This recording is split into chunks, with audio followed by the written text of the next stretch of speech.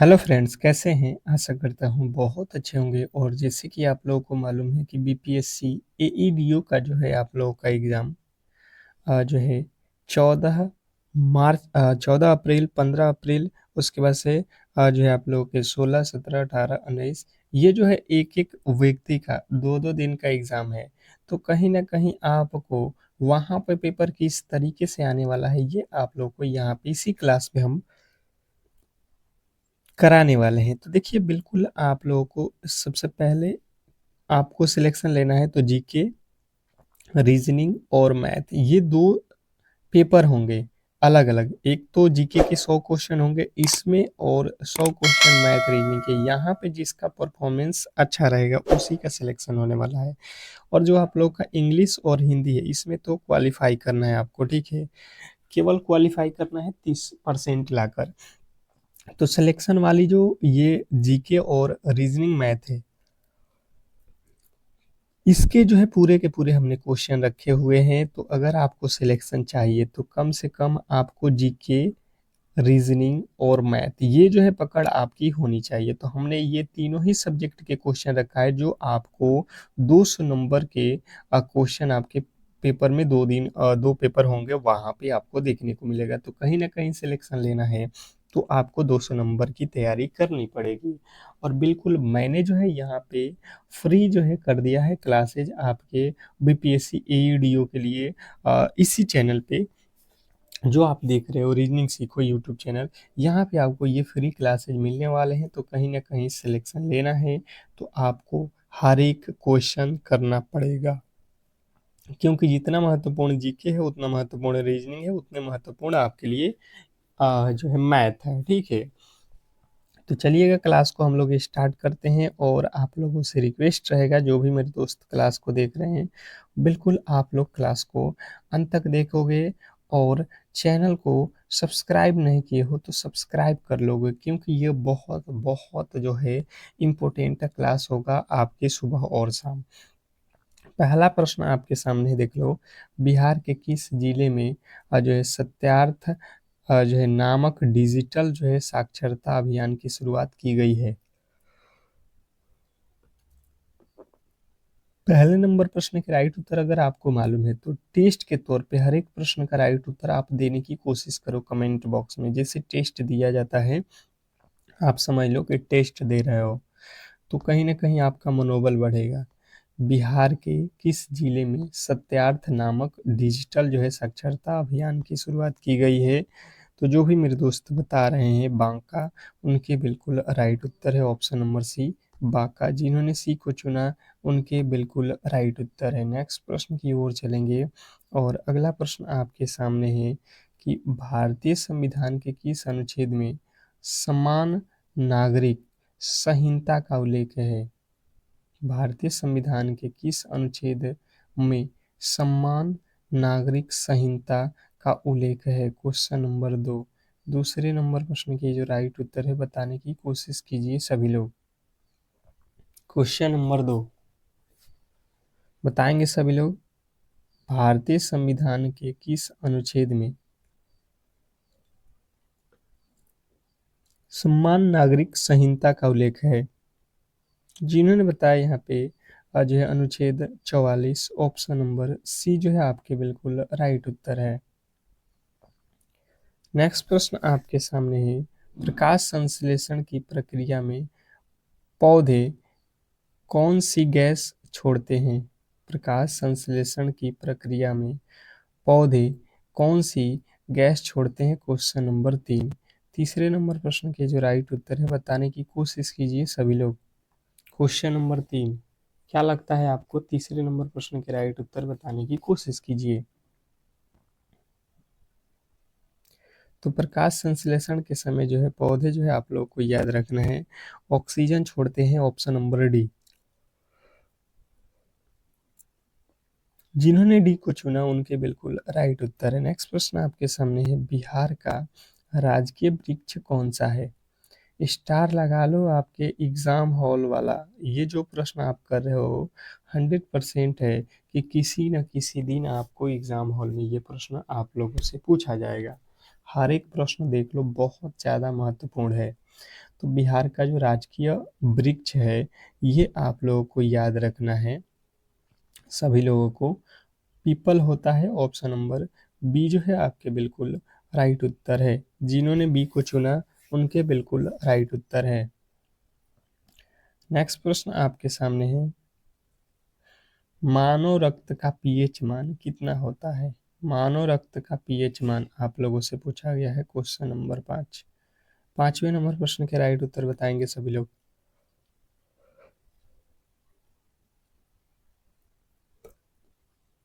तो देखिए मानव रक्त का पीएच मान 7.4 होता है, 7.4। अगर आपने ऑप्शन नंबर सी को चुना है तो बिल्कुल राइट उत्तर है। नेक्स्ट प्रश्न की ओर चलेंगे और अगला प्रश्न है कि वर्ष 1857 के विद्रोह के दौरान बिहार में क्रांतिकारियों का जो है नेतृत्व किसने किया था? वर्ष 1857 के विद्रोह के दौरान बिहार में क्रांतिकारियों का जो है नेतृत्व किसने किया था? तो जो भी मेरे दोस्त बता रहे हैं बाबू कुंवर सिंह, उनके बिल्कुल राइट उत्तर है ऑप्शन नंबर बी। नेक्स्ट प्रश्न आपके सामने है, कह रहा है कि निम्नलिखित में से कौन सा प्राथमिक रंग नहीं है? निम्नलिखित में से कौन सा प्राथमिक रंग नहीं है, ये आप लोगों को बताना है। Question number 7। 7वें नंबर प्रश्न के जो राइट उत्तर है बताने की कोशिश कीजिए सभी लोग। क्वेश्चन नंबर 7 पे आ चुके हैं और जो भी मेरे दोस्त बता रहे हैं यहाँ पे कि जो है पीला जो रंग होता है वो प्राथमिक रंग नहीं होता है, बिल्कुल उनका राइट उत्तर है। पीला रंग क्या होता है? लाल, नीला और हरा, ये आपको याद रखना है। नेक्स्ट प्रश्न आपके सामने है, कह रहा है कि सतत विकास लक्ष्य सूचकांक में शिक्षा के स्तर पर भी बिहार का कौन सा जिला जो है प्रथम स्थान पर रहा? Question number 8। 8वें नंबर प्रश्न के जो राइट उत्तर है बताने की कोशिश कीजिए सभी लोग। क्वेश्चन नंबर 8वें का राइट उत्तर बताएंगे सभी लोग।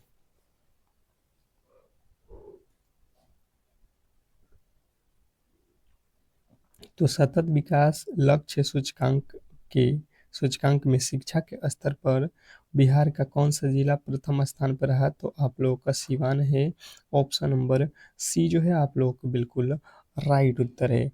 सिवान जिला से कौन कौन है यहाँ पे? सिवान जिला से कौन कौन है कमेंट बॉक्स में कमेंट करें, ठीक है। ये क्लास भी आप सिवान जिला से ही देख रहे हो, बहुत बहुत बधाई हो आपको। नेक्स्ट प्रश्न आपके सामने है, इंसुलिन का स्राव मानव शरीर के किस अंग से होता है? इंसुलिन का स्राव मानव शरीर के किस अंग से होता है बताएंगे। Question number 9। तो जिन्होंने बताया है यहाँ पे अग्नाशय से होता है उनके बिल्कुल राइट उत्तर है। देखोगे बिल्कुल पेपर आपको यहीं से फंसने वाला है, क्योंकि जो प्रश्न है आपके सिलेबस के अकॉर्डिंग कराया जा रहा है, ठीक है। बिहार के वर्तमान शिक्षा मंत्री कौन है? बिहार के वर्तमान में शिक्षा मंत्री कौन है?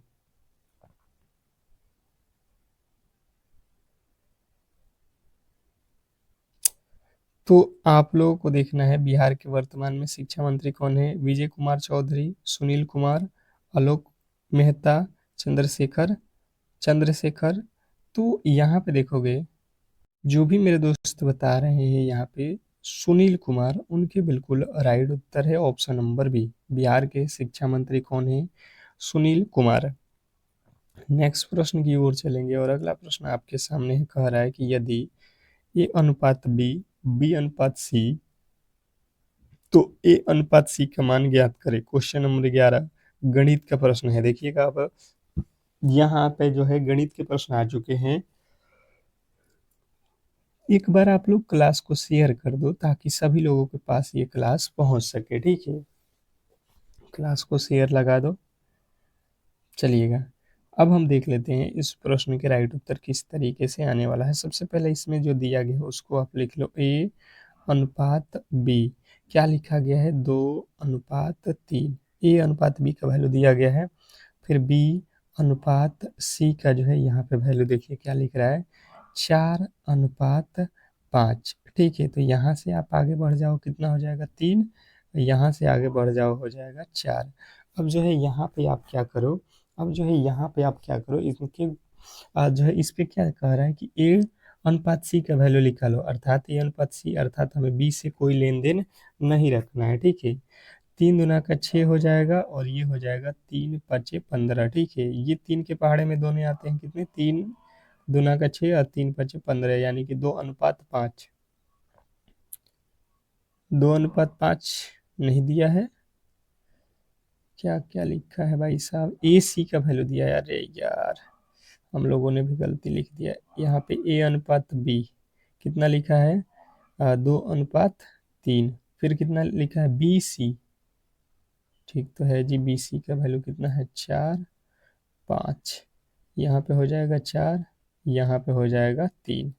अब गुणा कर लो, 4 दूना 8, ये तो कट जाएगा और ये 3 × 5 = 15, ठीक तो है जी। 8, 15 हो रहा है ना। नेक्स्ट प्रश्न आपके सामने है, कह रहा है कि 150 मीटर लंबी ट्रेन 54 किलोमीटर प्रति घंटे की गति से चलते हुए एक खंभे को कितने समय में पार करेगी। वेरी वेरी इंपॉर्टेंट प्रश्न है, स्टार लगा लो आप लोग।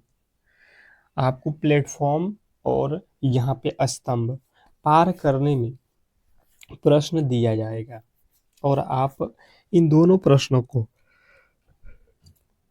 अच्छे तरीके से ध्यान रखोगे। जैसे कि यहाँ पे अगर आप देखोगे तो कोई खंबा है, ठीक है, इसको पार करना है, अर्थात ट्रेन अपने खुद की लंबाई को पार कर रही है, ठीक है।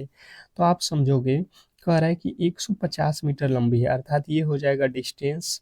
और यहाँ पे चाल दिया गया है 54 किलोमीटर, तो यहाँ पे किलोमीटर में है, यहाँ पे मीटर है, तो इसको आपको चेंज करना पड़ेगा।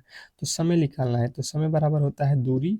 दूरी कितना है, 150, तो दूरी बटा चाल, चाल कितना है 54 किलोमीटर, तो किलोमीटर से आपको मीटर पर सेकंड में बदलना है, तो 5/18 से गुणा कर दो।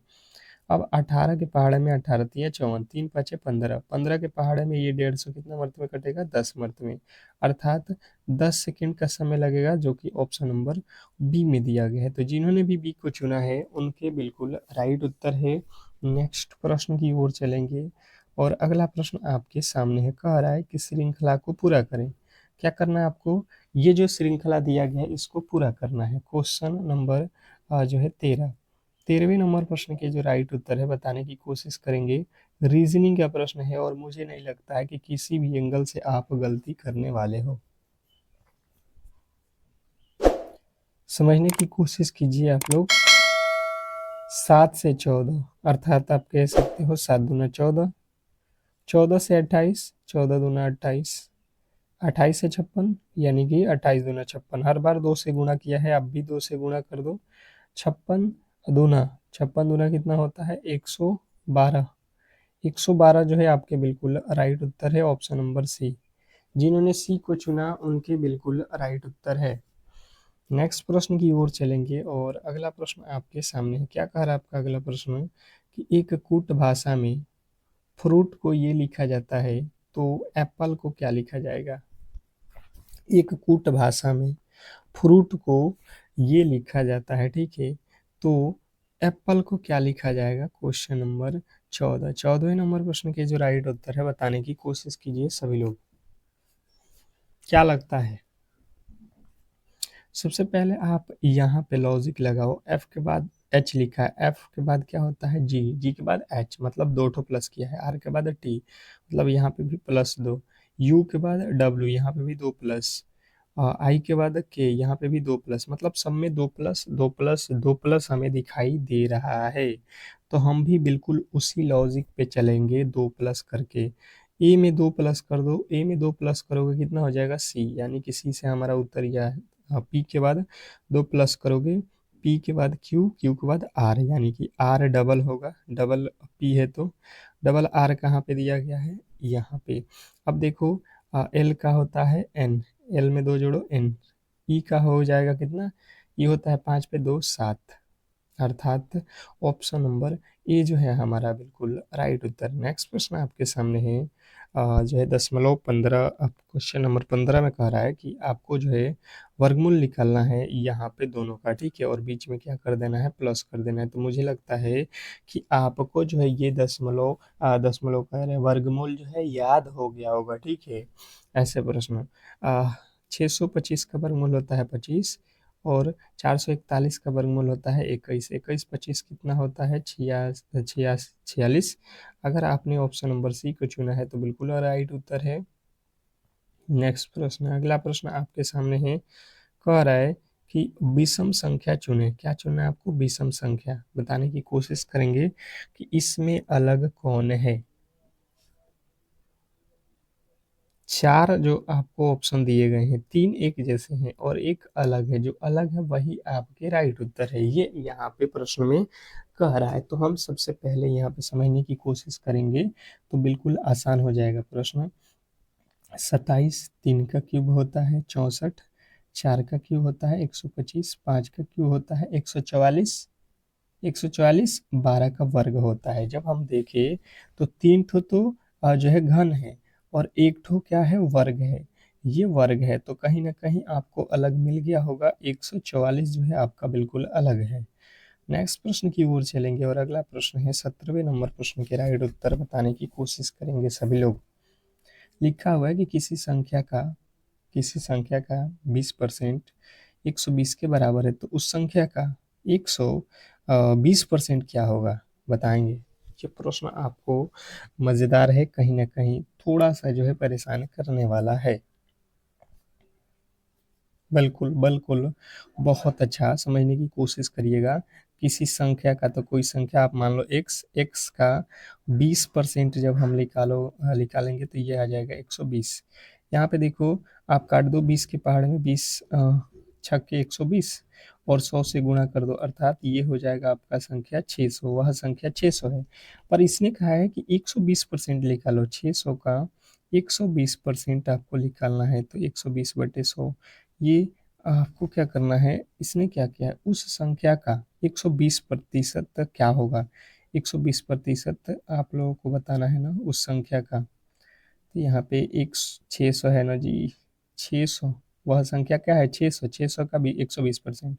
ये 2 जीरो से ये 2 जीरो, 12 छक्के 72, यानी कि उसका जो है 120% हमारा हो जाएगा 720। नेक्स्ट प्रश्न आपके सामने है, कह रहा है यहाँ पे कि जो है रक्त से संबंधित प्रश्न है।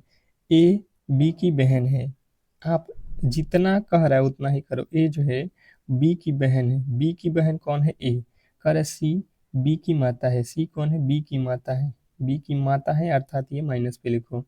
डी सी का पिता है। डी कौन है? डी सी का अब पिता कोई है, डी। ये पिता है, ये जो है इसकी लड़की है। ए का डी से संबंध बताना है ए का। तो ये देखो, ये इसकी बेटी है और ये बेटी की, ये कौन लगेगी? बेटी, क्योंकि ये इसकी बेटा या बेटी है ये तो पता नहीं है, पर ये भाई बहन है तो ये भी बेटी लगेगी। तो इस तरीके से आप देखोगे तो क्या कहोगे, इसकी बेटी, और बेटी का बेटी क्या होता है? बेटी की बेटी पोती या नातिन। ऑप्शन नंबर बी जो है आपके बिल्कुल राइट उत्तर है। नेक्स्ट प्रश्न आपके सामने है कि इसमें जो है औसत आपको निकालने हैं। गणित के प्रश्न है, औसत आपको निकालना है। तो औसत बराबर क्या होता है? राशियों की योग बटा राशियों की संख्या। 10 20 30 40 50, ये दिया गया है आंकड़े। आंकड़े का योग बटा जो है आप कितने संख्या है? 5, तो 5 कर लो। देख लो, 50 40 90 30 120 10 40 और 150, 150/5 बिल्कुल राइट उत्तर हो जाएगा आपको 30। ऑप्शन नंबर बी जो है आपके बिल्कुल राइट उत्तर है। नेक्स्ट प्रश्न आपके सामने है कि लुप्त संख्या ज्ञात करना है। आपको क्या करना है? लुप्त जो है संख्या ज्ञात करना है, पद ज्ञात करना है। बताने की कोशिश कीजिए सभी लोग, बताने की कोशिश कीजिए सभी लोग। यहाँ पे क्या होने वाला है? क्वेश्चन नंबर 20वें का राइट उत्तर। जैसे अगर आप समझने की कोशिश करोगे, ए और एक्स एक दूसरे के अपोज, ए और जेड एक दूसरे के अपोजिट हैं, उसी प्रकार बी वाई एक दूसरे के अपोजिट लिखा गया है। फिर सी एक्स एक दूसरे के अपोजिट है, मतलब पहला अक्षर का अपोजिट लास्ट वाला अक्षर लिख दिया है। हमें समझ में आ गया। पहले देखो ए बी सी, सी के बाद डी, और डी का अपोजिट क्या होता है? डब्लू। हम आसानी से निकाल सकते थे, थोड़े से जो है लॉजिकली यहाँ पे जो है आपको समझना था। अगला प्रश्न आपके सामने है, बिहार का महाबोधि मंदिर यूनेस्को की विश्व धरोहर सूची में कब शामिल किया गया था? बिहार का महाबोधि मंदिर यूनेस्को की विश्व धरोहर सूची में कब शामिल किया गया, ये आप लोगों को बताना है। तो जो भी मेरे दोस्त बता रहे हैं 2002 में, उनके बिल्कुल राइट उत्तर है। नेक्स्ट प्रश्न की ओर चलेंगे और अगला प्रश्न आपके सामने है, कह रहा है भारी जल का जो है रासायनिक सूत्र क्या है। भारी जल का रासायनिक सूत्र क्या है, बताएंगे। क्वेश्चन नंबर जो है आपके सामने 22। भारी जल का जो है रासायनिक नाम क्या है। तो जिन्होंने बताया D2O, उनके बिल्कुल राइट उत्तर है ऑप्शन नंबर बी। नेक्स्ट प्रश्न की ओर चलेंगे और अगला प्रश्न आपके सामने है, संविधान सभा के अस्थायी अध्यक्ष के रूप में किसे चुना गया था। संविधान सभा के अस्थायी अध्यक्ष के रूप में किसे चुना गया था। क्वेश्चन नंबर आपके सामने 23। 23वें नंबर प्रश्न के जो राइट उत्तर है बताने की कोशिश कीजिए सभी लोग। तो जो भी मेरे दोस्त बता रहे हैं यहाँ पे डॉक्टर सच्चिदानंद सिन्हा, ऑप्शन नंबर बी जो है आप लोगों के बिल्कुल राइट उत्तर है। नेक्स्ट प्रश्न की ओर चलेंगे और अगला प्रश्न आपके सामने है, पेनिसिलिन की खोज किसने की थी। पेनिसिलिन की खोज किसने की थी, बताएंगे। Question number 24। 24वें नंबर प्रश्न के राइट उत्तर बताएंगे, पेनिसिलिन की खोज किसने की थी। तो जो भी मेरे दोस्त बता रहे हैं यहाँ पे अलेक्जेंडर फ्लेमिंग, उनके बिल्कुल राइट उत्तर है ऑप्शन नंबर बी। नेक्स्ट प्रश्न आपके सामने है, कह रहा है कि बिहार के किस जिले में पायराइट्स का जो है विशाल भंडार पाया जाता है। बिहार के किस जिले में पायराइट्स का जो है विशाल भंडार पाया जाता है।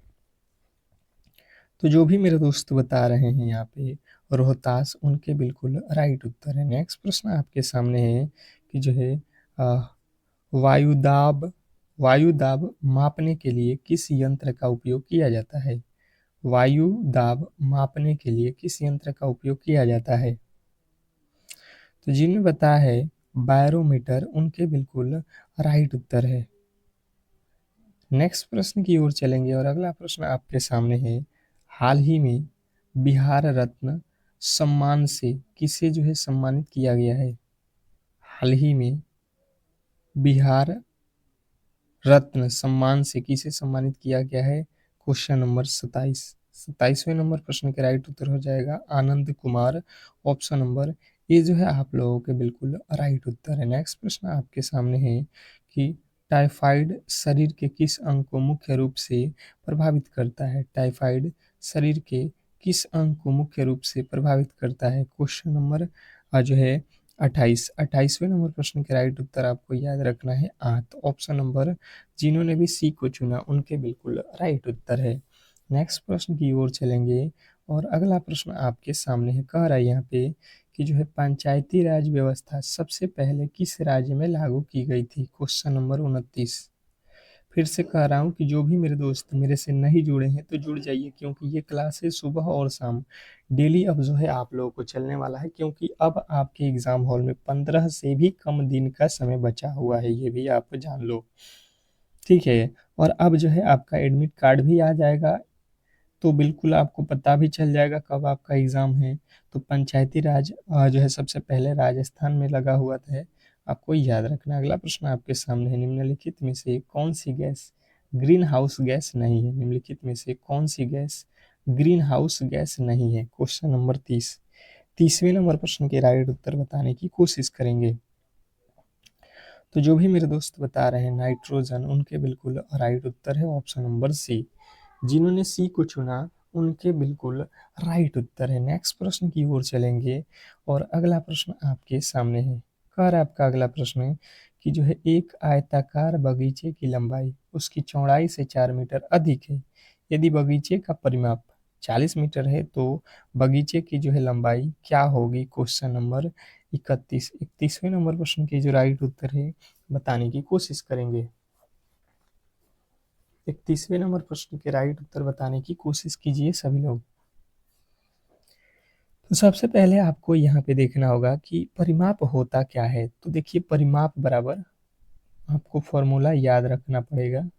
परिमाप बराबर होता है 2 into 2 into L plus B, यही तो होता है, बिल्कुल होता है। यहाँ पे परिमाप दिया है 40 और यहाँ पे दे रहा है हम लोगों के लिए कितना, चौड़ाई दिया है ना, लंबाई हमें पता नहीं है, चौड़ाई दिया है यहाँ पे कितना 4, 4 रख लो। ये दो के पहाड़े में कितना, चार, दो के पहाड़े में 20 और इधर बच जाएगा लंबाई और प्लस का 4, ये 4 इधर ला दो तो 20 में से 4 माइनस कर दोगे तो एल का वैल्यू निकल जाएगा 16, 16 मीटर जो है आपके बिल्कुल राइट उत्तर है। मुझे लगता है कि किसी भी एंगल से आप गलती नहीं करोगे, फॉर्मूले आपको याद होने चाहिए। नेक्स्ट प्रश्न आपके सामने है, कह रहा है कि यदि किसी वस्तु का विक्रय मूल्य 500 रुपया है और लाभ 125% है तो वस्तु का क्रय मूल्य क्या होगा।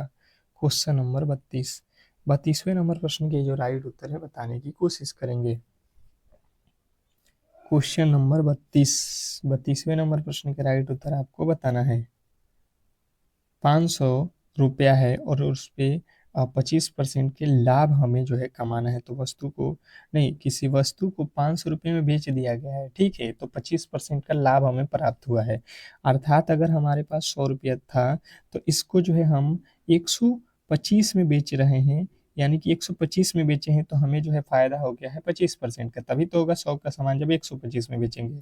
तो हम खरीदे कितने में है, 100 में, तो हमें 100 वाला ही वस्तु का वैल्यू निकालना है, तो 100 बटा 125, 100 के 5 के पहाड़े में 25 के पहाड़े में 25 चौका 100, 25 बचे, ये 5 के पहाड़े में 100 मर्द में, तो यहाँ पे 100 गुणे 4, 400 जो है रुपये आपके बिल्कुल राइट उत्तर है, ऑप्शन नंबर बी। जिन्होंने बी को चुना है उनके बिल्कुल राइट उत्तर है। नेक्स्ट प्रश्न की ओर चलेंगे और अगला प्रश्न आपके सामने है।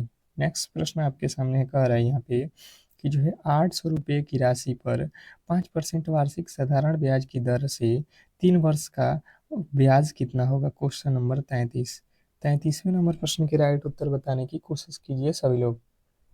33वें नंबर प्रश्न के राइट उत्तर बताने की कोशिश कीजिए सभी लोग।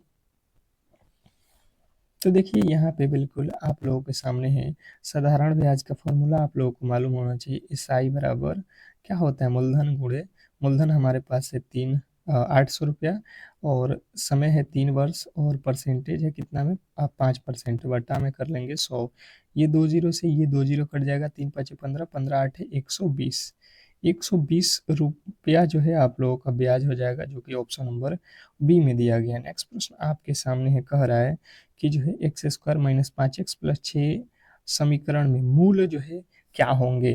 तो मूल का अर्थ होता है, अर्थात इसमें x का वैल्यू आपको निकालना है, तो आप इसको गुणनखंड विधि से भी निकाल सकते हो और इसको जो है आप फॉर्मूले से भी निकाल सकते हो, जिस तरीके से आपको आता है उस तरीके से। हम तो फॉर्मूले से निकालते हैं, गुणनखंड से निकालते हैं, आसान हो जाएगा। ये 6 को ऐसा तोड़ो कि 5 हो जाएगा, तो 3 एक में 3 दूना का 6, यही तो होगा, इसके वर्गमूल निकाल रहे हैं। तो ये 5 है, 5 को ऐसा तोड़ो कि 6 हो जाए और 3 2 5 भी हो गया।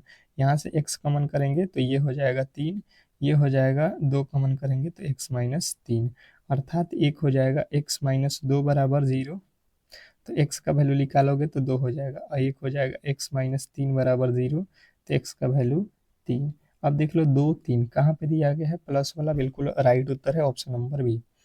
नेक्स्ट प्रश्न की ओर चलेंगे और अगला प्रश्न आपके सामने है कि एक वृत्त की परिधि 44 सेमी, इसकी त्रिज्या जो है क्या होगी, ये हमें बताना है, बताने की कोशिश कीजिए सभी लोग।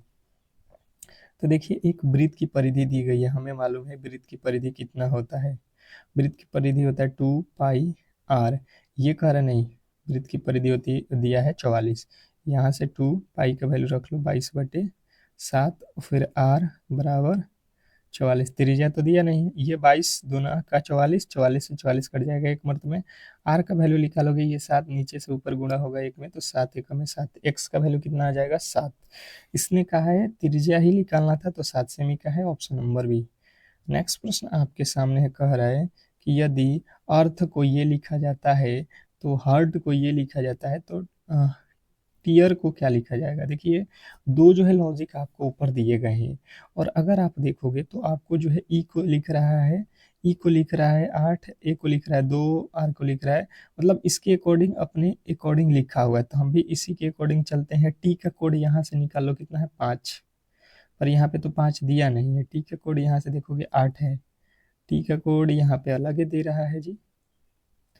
यहाँ पे आप देखोगे पहला तो टी, ई का कोड चेक करो, ई का कोड यहाँ पे 8 है, ई का कोड 8 दे नहीं रहा है जी। ई का कोड, ई का कोड यहाँ पे कितना है 5 है, यहाँ पे तो 5 दे रहा है जी। टी का कोड अगर यहाँ से ले रहे हैं, ठीक है 8 ई का 5, ठीक है 8 ई का 5, ये गलत ये गलत, ये वाला लॉजिक से नहीं, ये जो है गलत लिखा हुआ है, ठीक है यहाँ पे टाइपिंग एरर है। अब ए का कोड, ए का कोड यहाँ से रख लो, कितना है 1, यानी कि ये भी गलत, आप देख लो ऑप्शन नंबर ए जो है बिल्कुल राइट उत्तर है। नेक्स्ट प्रश्न आपके सामने है कि एक व्यक्ति अपने घर से उत्तर की ओर 5 किलोमीटर चलता है, फिर बाएं मुड़ता है और 3 किलोमीटर चलता है, फिर जो है दोबारा बाएं मुड़ता है और 5 किलोमीटर चलता है। अब वह अपने घर से कितनी दूरी पे है, ये आप लोगों को बताना है। आप सिंपल तरीके से देख लो, दिशा तो आपको मालूम होगा, बिल्कुल हम चलते हैं। सबसे पहले देखो किधर चलना है, उत्तर, अर्थात ऊपर क्या हो, ऊपर की तरफ चलोगे तो उत्तर होता है, 5 किलोमीटर चल गए, फिर आपको क्या हम मुड़ना है बाएं, बायां अर्थात इधर मुड़ोगे, कितना चलोगे 3 किलोमीटर, ठीक है 3 किलोमीटर चलोगे और फिर दोबारा जो है बाएं मुड़ना है, फिर से बाएं मुड़ना है अर्थात बायां नीचे हो जाएगा और 5 किलोमीटर चलना है, तो 5 चल जाओ।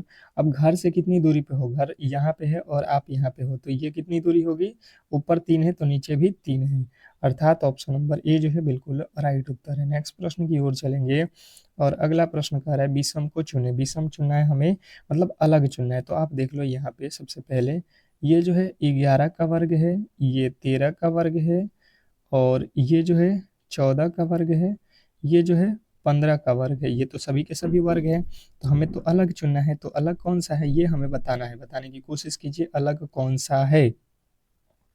आप क्या कहोगे, आप कहोगे कि ये जो संख्याएं देख रहे हो 11 13 और 15, ये क्या है, विषम संख्या, क्या है विषम संख्या, जबकि 14 क्या होता है, सम संख्या होता है, तो ऑप्शन नंबर सी जो है आपका बिल्कुल राइट उत्तर है। नेक्स्ट प्रश्न आपके सामने है, श्रृंखला को पूरा करें, क्या करना है आपको, श्रृंखला को पूरा करना है, ठीक है।